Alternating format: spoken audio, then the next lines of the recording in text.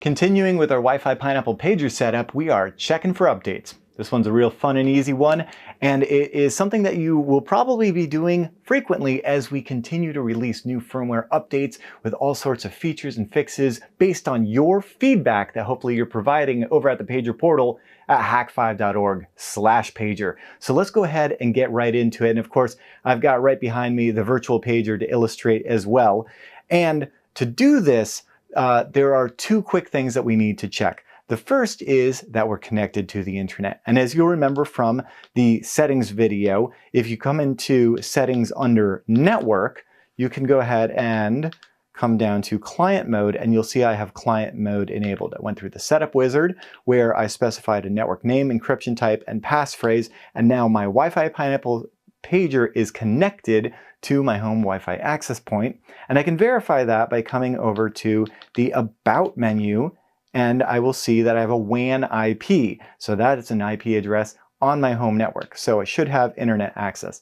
The last thing that's very important is that we have our time properly set. And I know that I have by default set up in system for it to get network time from NTP. And what that means is when my Wi-Fi Pineapple pager is online and connected to the internet, it's going to query NTP to get the latest time, but it needs to know the time zone. So from within the time setting, I just need to make sure that my time zone is correct. I've set it to UTC-7, which is correct for me. And now under updates, it's real simple. You just choose check for updates. You get a cute little pager graphic and hey, look at that. There's a new version available. Go ahead and select yes. And that's going to go ahead and download. And when this download is complete, it is then going to prompt me, hey, are we sure we want to install? And similar to our initial setup, we want to do this with a full battery, ideally plugged into mains power over USB with our charger. And as a reminder, this is not the only way to install software updates. There is an entire recovery method where you hold a button while powering on the device and you can upload a file and reset that way. There is also commands based on the Linux thing, Ducky script, to from within your shell, copy a file over and then run a command against that to install that as well. But I find this super convenient, and in just a moment it's going to finish that download and prompt me if I want to install. And then the last little bit is that I'll also get prompted if I want to do a factory reset when installing a new firmware.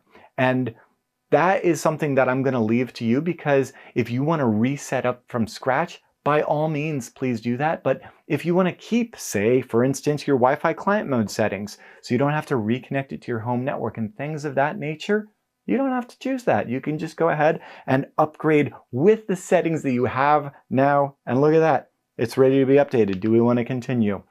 All right. Now, in this video, I've got a few more to do for you guys. I'm actually not. But this is about a 15-minute process. Please be patient. It's going to give you a graphic and tell you that everything is all good. So, go outside, get some fresh air. When you come back, it's going to be ready to play with the new version. And I can't wait to see what's in these new versions because they are based on your feedback. Have I said that enough? hack5.org/pager would love to hear yours. See you in the next video.